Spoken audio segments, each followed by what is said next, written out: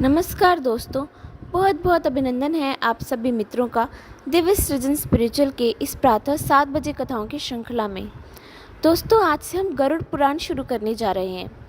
वैदिक ऋषि महर्षि कश्यप के बेटे और पक्षी नरेश गरुड़ को विष्णु भगवान का वाहन माना जाता है।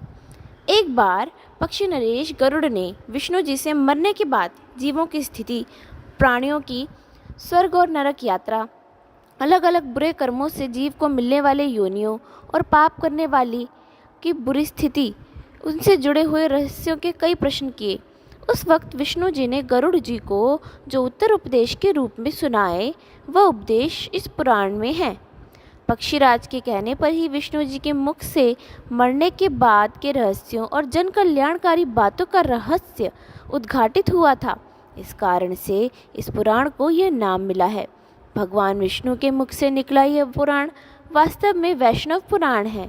इस पुराण को गारुड़ विद्या का भंडार भी माना जाता है।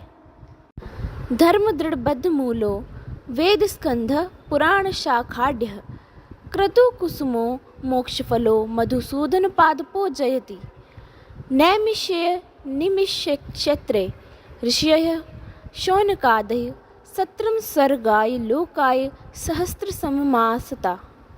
यानी धर्म ही जिसका सुदृढ़ मूल है, वेद जिसके तने हैं, पुराण रूपी शाखाओं से जो समृद्ध है, भरा पूरा है, यज्ञ जिसका पुष्प है और मोक्ष जिसका फल है, ऐसे भगवान मधुसूदन रूपी कल्प वृक्ष की जय हो।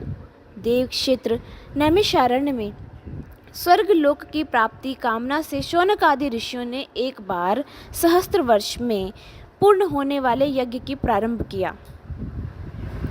तब की बात है कि एक समय सुबह हवनादि कृत्यों का संपादन करके उन सभी मुनियों ने सत्कार किए गए आसनासीन सूत जी महाराज से आदरपूर्वक ये पूछा कि हे सूत जी महाराज, आपने सुख देने वाले देव मार्ग का बहुत अच्छे से निरूपण किया है।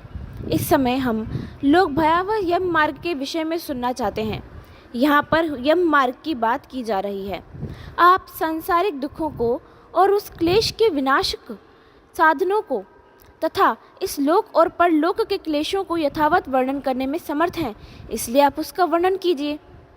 ये बात सुनकर, ऋषियों की इस बात को सुनकर सूत जी बोले, हे मुनियों, आप लोग सुने, मैं बहुत दुर्गम यम मार्ग के विषय में कहता हूँ, जो पुण्य आत्मा जनों के लिए सुखद और पापियों के लिए दुखद है। गरुड़ जी ने पूछने पर, यानी गरुड़ जी के पूछने पर भगवान विष्णु ने उनसे जैसा कुछ कहा था, मैं उसी तरह आप लोगों को संदेह की निवृत्ति के लिए कहूँगा। आपका संदेह मिटाने के लिए मैं बोलूँगा। किसी समय वैकुंठ में सुखपूर्वक विराजमान परम गुरु श्री हरि विंता पुत्र गरुड़ जी विनय से झुककर पूछा।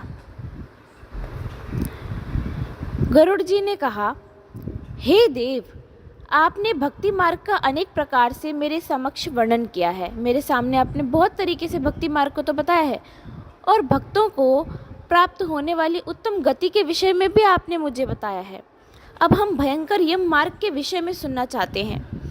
हमने सुना था कि आपकी भक्ति से विमुख प्राणी वही नरक में जाते हैं, यानी जो भक्त आपकी भक्ति नहीं करते वो नरक में जाते हैं। भगवान का नाम सुगमता पूर्वक लिया जा सकता है। जिह्वा प्राणी के अपने वश में है तो भी लोग नरक को जाते हैं। ऐसे अधम मनुष्यों को बार बार धिक्कार है। इसलिए हे भगवान, पापियों को जो गति प्राप्त होती है तथा यम मार्ग में जैसे वे अनेक प्रकार के दुख प्राप्त करते हैं, उसे आप मुझसे कहें।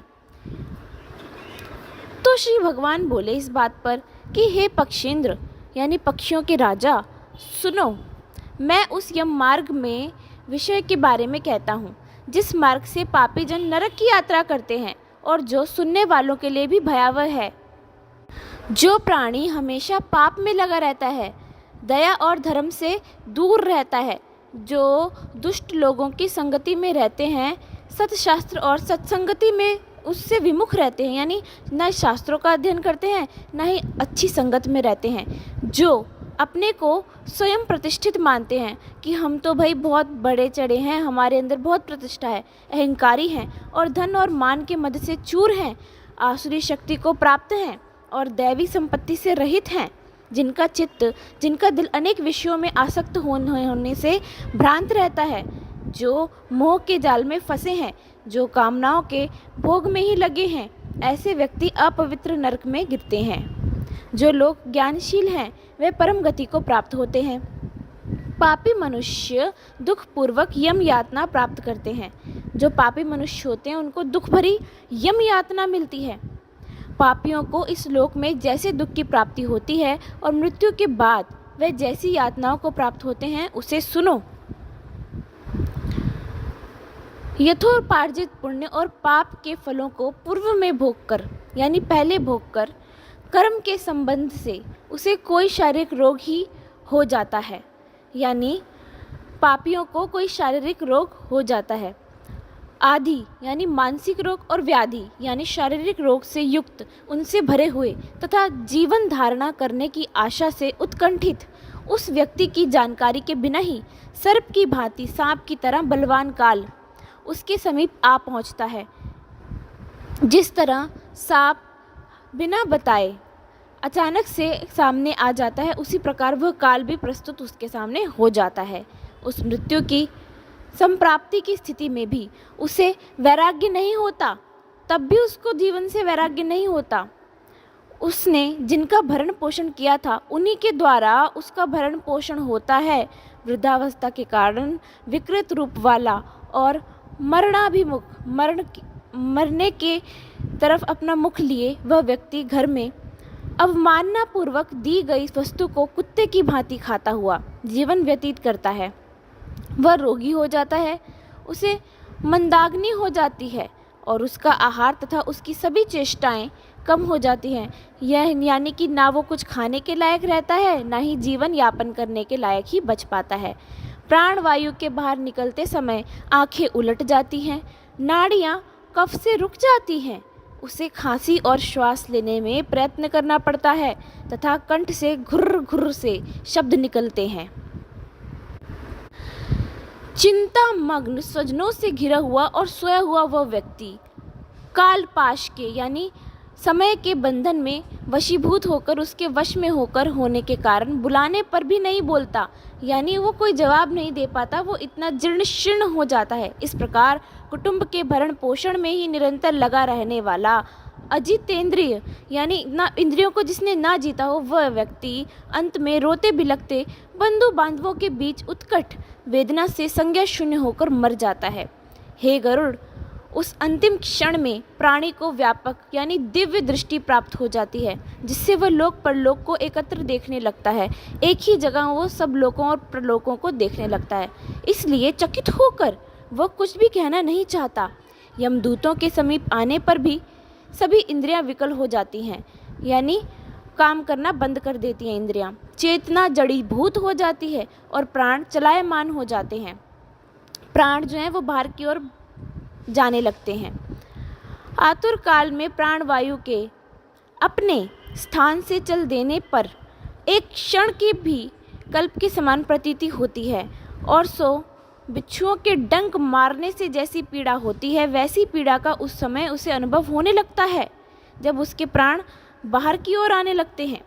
वह मरणासन व्यक्ति फेन उगलने लगता है, यानी जो सफ़ेद झाग रहता है मुख से वह उगलने लगता है और उसका मुख लार से भर जाता है।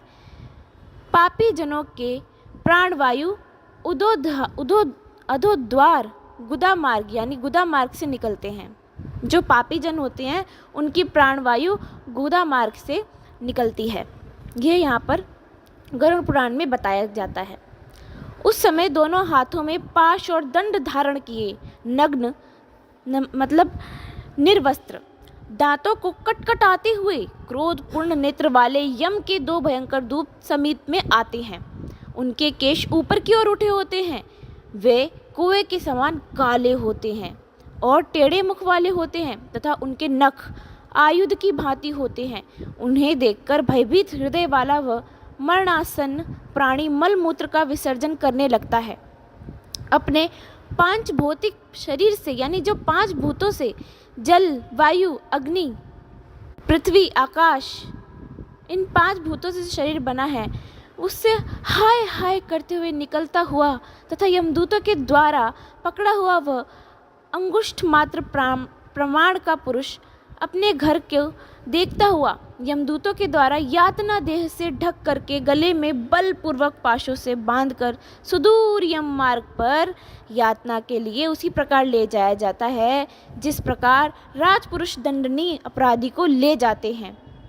इस तरह ले जाए जाते हुए उस जीव को यम के दूत तर्जना करके डराते हैं और नरकों के तीव्र भय का पुनः पुनः वर्णन करते हैं, यानी दोबारा सुनाते सुनाते लेकर जाते हैं। लेकर तो जाते ही हैं, साथ में यमलोक में जितने भी बुरे से बुरे उनको दंड मिलते हैं उनको भी बार बार स्मरण कराते ले जाते हैं, डराते हुए ले जाते हैं। यमदूत कहते हैं, रे दुष्ट, शीघ्र चल, तुम यमलोक जाओगे। आज तुम्हें हम सब कुंभीपाक आदि नरकों में शीघ्र ही ले जाएंगे। इस तरह यमदूतों की वाणी तथा बंधु बांधवों का रुदन सुनता हुआ वह जीव जोर से हाहाकार करके विलाप करता है और यमदूतों के द्वारा प्रताड़ित किया जाता है। यमदूतों की तर्जनाओं से उसका दिल विदीर्ण हो जाता है, वो कांपने लगता है। रास्ते में उसे कुत्ते काटते हैं और अपने पापों का स्मरण करता हुआ वह पीड़ित जीव यम मार्ग में चलता है। भूख और प्यास से पीड़ित होकर सूर्य दावा अग्नि और वायु के झोंकों से संतप्त होते हुए और यमदूतों के द्वारा पीठ पर कोड़े से पीटे जाते हुए उस जीव को तपी हुई बालुका से पूर्ण तथा विश्राम रहित और जल रहित मार्ग पर असमर्थ होते हुए भी भीड़ बड़ी कठिनाइयों को ऊपर से चलना पड़ता है। थक कर जगह जगह गिरता और मूर्छित होता बेहोश होता हुआ वह दोबारा उठकर पापी जनों की भांति अंधकार पूर्ण यमलोक में ले जाया जाता है। 2 या 3 मुहूर्त में वह मनुष्य वहां पहुंचाया जाता है और यमदूत उसे घोर नरक यातनाओं को दिखाते हैं। मुहूर्त मात्र में यम को और नारकी यातनाओं को भय को देखकर वह व्यक्ति यम की आज्ञा से आकाश मार्ग से यमदूतों के साथ दोबारा इस लोक मनुष्य लोक में चला आता है। मनुष्य लोक में आकर अनादि वासना से बद्ध वह जीव देह में प्रविष्ट होने की इच्छा रखता है, किंतु यमदूतों द्वारा पकड़कर पाश में बांध दिए जाने से भूख और प्यास से अत्यंत पीड़ित होकर रोता बिलखता रहता है। हे ताक्षर्य, वह पात की प्राणी पुत्रों से दिए हुए पिंड तथा आतुर काल में दिए हुए दान को प्राप्त करता है तो भी उस नास्तिक को तृप्ति नहीं होती। पुत्रादि के द्वारा पापियों को उद्देश्य से किए गए श्राद्ध दान तथा जलांजलि उनके पास ठहरती नहीं है। जो पापी होते हैं उनका इस प्रकार से बताया जा रहा है कि इस प्रकार से उनका हाल होता है। इसलिए पिंड दान का भोग करने पर भी वह क्षुधा से व्याकुल होता है, भूख प्यास से पीड़ित रहता है। यम मार्ग में जाते हैं जिनका पिंडदान नहीं होता है वह प्रेत रूप में होकर कल्प पर्यंत निर्जन वन में बहुत दुखी होकर भ्रमण करते रहते हैं। सैकड़ों करोड़ कल्प बीत जाने पर भी, यानी कई साल से भी छोटे छोटे जो कल्प होता है, जो समय से भी छोटा समय होता है, उनके बीत जाने पर भी बिना भोग किए कर्मफल का नाश नहीं होता और जब तक वह पापी जीव यातनाओं को भोग कर नहीं लेता है तब तक उसे मनुष्य शरीर भी प्राप्त नहीं होता। तो सुनिए, हे पक्षी, इसलिए पुत्र को चाहिए कि वह 10 दिनों तक प्रतिदिन पिंड दान करे।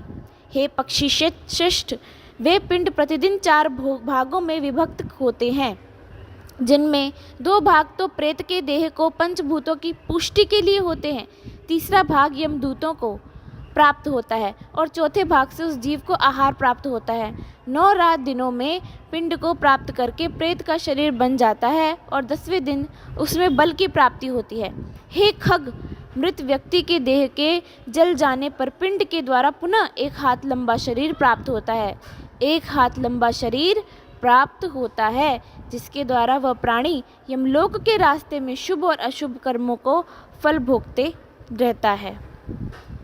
और पहले दिन जो पिंड दिया जाता है उससे उसका सिर बनता है, दूसरे दिन के पिंड से गर्दन और स्कंद कंधे तथा तीसरे पिंड से दिल बनता है, चौथे पिंड से पृष्ठभाग यानी पीठ, 5वें से नाभि, छठे तथा 7वें से पिंड से कटी यानी कमर गुह्यांग उत्पन्न होते हैं यानी कमर से नीचे के अंग जो होते हैं वो फिर उत्पन्न होते हैं। 8वें पिंड से जांघें और 9वें पिंड जानों से घुटने तथा पैर बनते हैं। इस तरह 9 पिंडों से देह को प्राप्त करके 10वें पिंड से उसकी क्षुधा और तृष्णा, भूख प्यास से दोनों जागृत होती हैं। इस पिंडज शरीर को प्राप्त करके भूख और प्यास से पीड़ित जीव 11वें तथा 12वें 2 दिन भोजन करता है।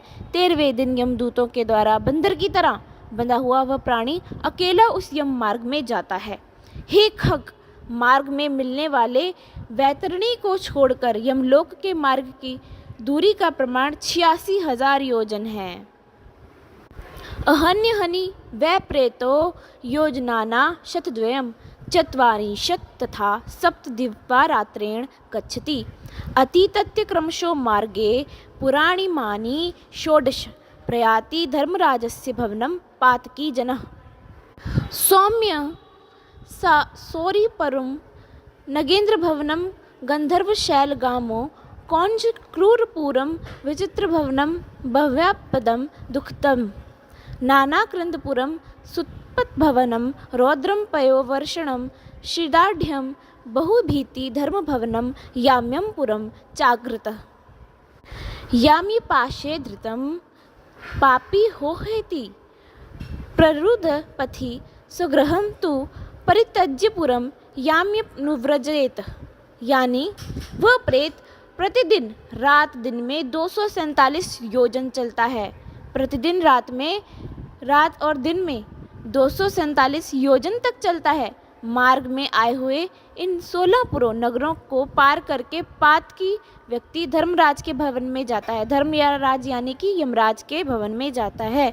सौम्यपुर, सौरीपुर, नगेंद्र भवन, गंधर्वपुर, शैलागम, कौंजपुर, क्रूरपुर, विचित्र भवन, बह्व्यापतपुर, दुखदपुर, नानाक्रंदपुर, सुतपत भवन, रौद्रपुर, पयोवर्षणपुर, शीताड्यपुर तथा बहुभीतिपुर को पार करके इनके आगे यमपुरी में धर्मराज का भवन स्थित है। यमपुरी में धर्मराज का भवन स्थित है, वहाँ जाकर वह पहुँच जाता है। यमराज के दूतों के पाशों से बंधा हुआ वह पापी जीव रास्ते भर हाहाकार करता रोता हुआ अपने घर को छोड़ करके यमपुरी में जाता है। तो दोस्तों, यह तो था आज का अध्याय। इसके अगले अध्याय में हम बताएंगे कि किस प्रकार यमलोक के मार्ग में वो और अलग अलग प्रकार के दुख भोगता है। जो मनुष्य धर्म कर्म में संलग्न नहीं रहता है, ना ही भक्ति ना ज्ञान मार्ग का अनुसरण करता है, उसका किस प्रकार आगे चलकर हाल होता है, ये हम आगे आने वाले अध्याय में जानेंगे। तब तक के लिए आप सभी को बहुत बहुत धन्यवाद।